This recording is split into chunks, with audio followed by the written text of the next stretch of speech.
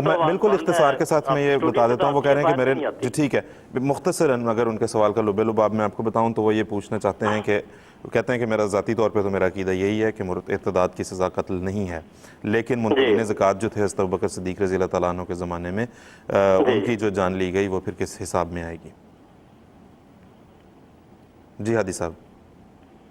نہیں آخری فکرہ آپ کا بھی نہیں آیا. منکرین زکوٰۃ وہ کہتے ہیں کہ میرا ذاتی عقیدہ یہ ہے، وہ کہتے ہیں کہ میرا یہ کہ یہ دو چیزیں مکس کرتے ہیں. حضرت صلی اللہ علیہ وسلم کی نبوت جو ہے اس کے دو حصے تھے، ایک حکومت تھی اور ایک نبوت تھی. یہی خلافت کا پیٹرن تھا، اس کا نمونہ بھی یہی تھا کہ حضرت ابوبکر صدیق اور چاروں خلفاء رضی اللہ عنہم یہ ان کے ساتھ حکومت بھی تھی اور نبوت کی خلافت بھی تھی.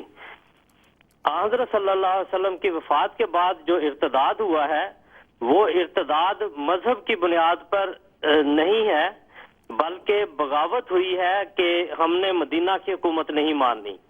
اس کے لیے ذرا جغرافیائی طور پر اگر عرب کو دیکھ لیا جائے تو آپ کو اندازہ ہوگا کہ ایک طرف مشرق میں خلیج فارس ہے، ادھر مغرب میں بحیرہ احمر ہے جدھر جدہ ہے، نیچے یمن کی طرف بحیرہ ہند ہے اور اوپر شام کی سرحدیں ہیں.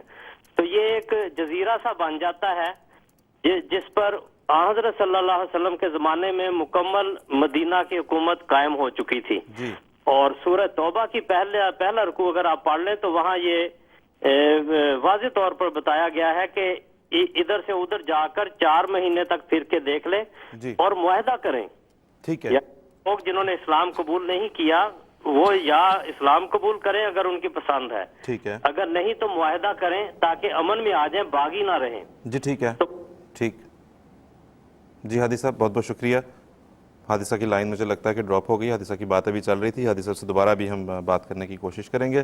مومن صاحب آپ کچھ اس پہ کہیے گا. اگر اجازت مکمل کروں. پہلے انہوں نے کہا کہ وہ صحابہ رسول تھے جو مرتد ہوئے تھے. یہ بات غلط ہے. کوئی ایک آدھ ان میں سے نبی کریم صلی اللہ علیہ وسلم کی جس کو صحبت میں یسر ہو تو وہ ہو سکتا ہے، لیکن وہ صحابہ رسول نہیں تھے وہ لوگ. ایک بات. دوسری بات یہ ہے کہ یاد رکھنا چاہیے کہ یہ لوگ جو تھے صرف مرتد نہیں تھے، انہوں نے 2 کام کیے تھے. ایک ارتداد پلس حکومت کے خلاف بغاوت، اور اس بغاوت کا نام انہوں نے یہ رکھا تھا کہ ہم ٹیکس ادا نہیں کریں گے، جو زکوٰۃ ادا نہیں کریں گے.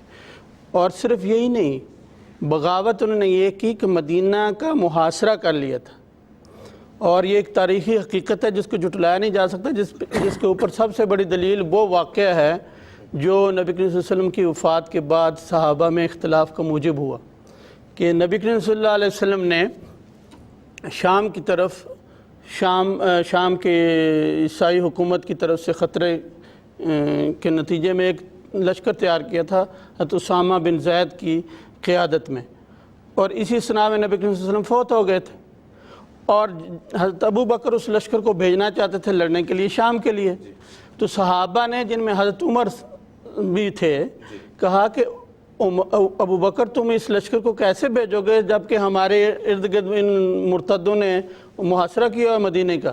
تو اس وقت ابو بکر نے وہ مشہور قول فرمایا تھا کہ اگر مدینہ میں امہات المومنین کو بھی کتے مدینہ کی گلیوں میں گھسیٹتے پھریں تو میں یہ لشکر ضرور بھیجوں گا. یہ نہیں ہو سکتا ابو قحافہ سے مجھ سے کہ میں خلیفہ بنتے ہوئے ہی نبی کریم صلی اللہ علیہ وسلم کا آخری جو فرمان تھا وہ منسوخ کر دوں. تو ثابت ہوا کہ مدینہ کے ارد گرد محاصرہ تھا، اور یہ تاریخی ابن خلدون میں بھی اور دوسری تاریخوں میں بھی آیا ہوا ہے. انہوں نے محاصرہ کیا ہوا تھا اور ان محاصرین سے لڑنا اسلامی حکومت کا فرض تھا، ورنہ وہ ختم کر دیتے اسلامی حکومت کو. تو زکوٰۃ نہ دینے کا ایک بہانہ تھا. اصل میں وہ اسلامی حکومت سے نکلنا چاہتے تھے جس کے وہ زیر نگیں آئے تھے بعد جنگوں کے.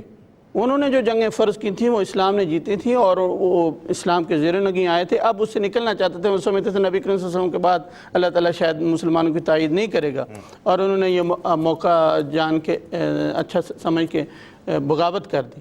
تو وہ باغی تھے، صرف مرتد نہیں تھے یا صرف زکوٰۃ کا بہانہ لگانے والے نہیں تھے، یہ ذہن میں رکھنا چاہیے. جیسے میں نے اس واقعے سے آپ کے سامنے کھول کے رکھ دیا کہ انہوں نے مدینہ تک کا محاصرہ کیا تھا. جی ٹھیک، بہت بہت شکریہ، جزاک اللہ.